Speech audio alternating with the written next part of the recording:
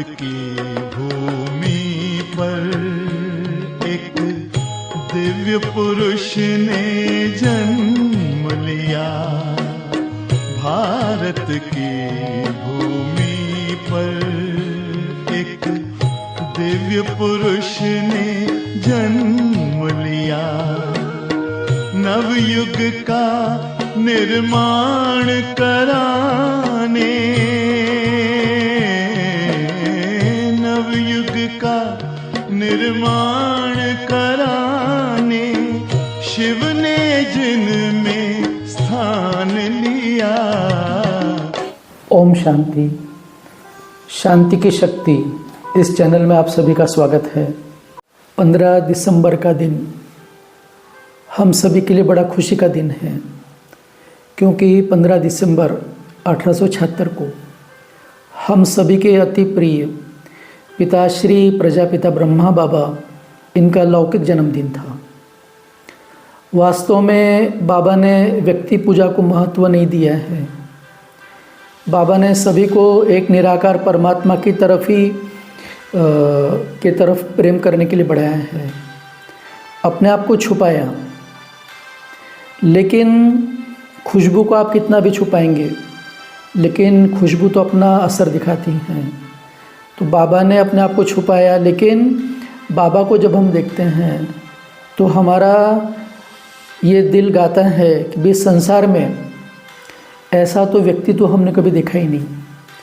इतना निर्मल, इतना निश्चल, इतना निरहंकारी, वे जो सच्चे अर्थ में निरंतर साधना में लगे हुए हैं, जिन्होंने करोड़ों लोगों का जीवन बनाया, जिन्होंने माताओं कन्याओं का मान बढ़ाया, ऐसे दिव्य अलौकिक पिताश्री प्रजापिता ब्रह्मा बाबा।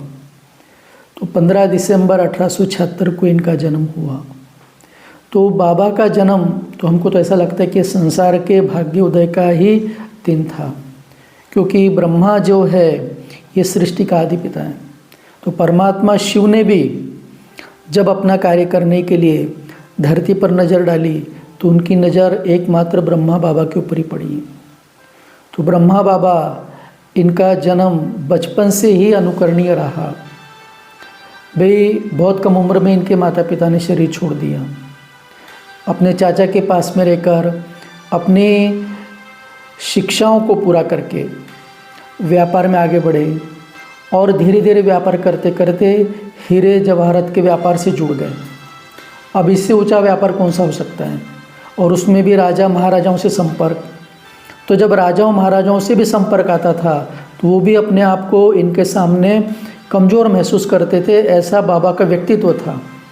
और वो कहते थे कि दादाजी, भाई भगवान ने तो राजा आपको बनाना चाहिए, हम तो राजा है, लेकिन राजा जैसा व्यक्तित्व तो आपका है। लेकिन ब्रह्मा बाबा के अंदर एक अहंकारीपना था, दानी वृत्ति थे, परिवार में सुख शांति थी, लेकिन परमात्मा की हमेशा खोज रहती थी। और इस खोज के कारण उन्होंने 12 गुरु भी किए। लेकिन 60 वर्ष की आयु में परमात्मा शिव ने जब उनको अपना परिचय दिया और परमात्मा शिव की शक्ति जब उनके अंदर प्रवेश कर गई तो उनका जीवन सोने में सुहागा बन गया। वे जीवन तो सोना था, लेकिन उसमें खुशबू आ गई।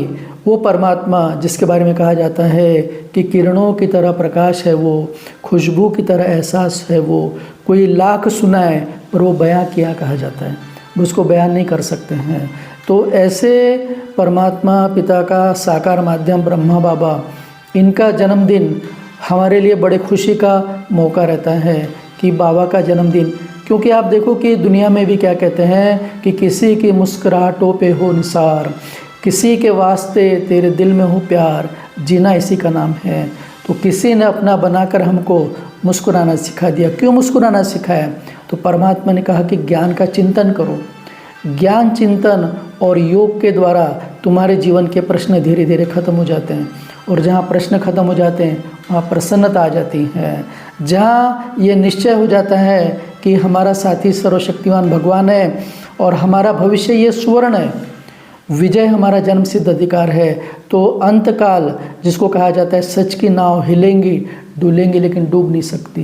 तो जब हमको ये निश्चय हो जाता है कि भगवान हमारा साथी है, हम उसके संग संग रहते हैं जैसे दीपक में बाती हैं और हमारी विजय निश्चित है, तो विजय जब निश्चित है तो व्यक्ति मुस्कुराते रहता है।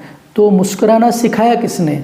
तो आप देखो कि ब्रह्मा बाबा ने तो अपना चित्र रखने के लिए भी नहीं कहा, लेकिन अगर हम किसी का चित्र नहीं देखेंगे तो हमारा चरित्र कैसे बनेगा? तो एक शास्त्र है जिसको कहते हैं फिलॉसफी, जिसको हम कहते हैं दर्शन शास्त्र। भाई भक्ति में हम केवल दर्शन को ही महत्व देते थे।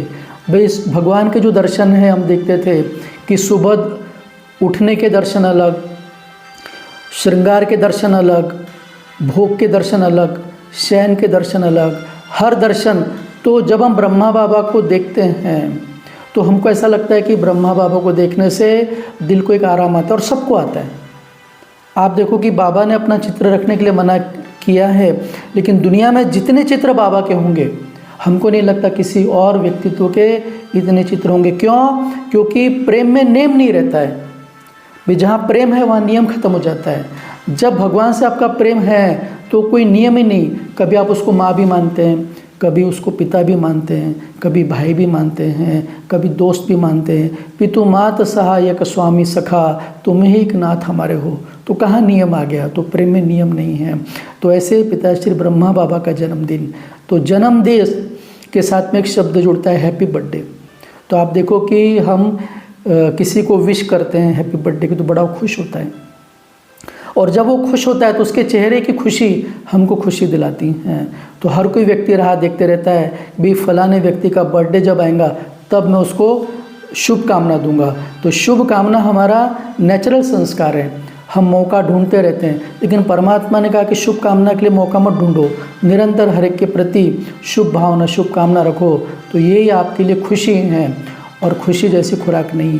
तो हमारे जीवन के अंदर तो ब्रह्मा बाबा का जन्मदिन जैसी खुशी और कोई है ही नहीं।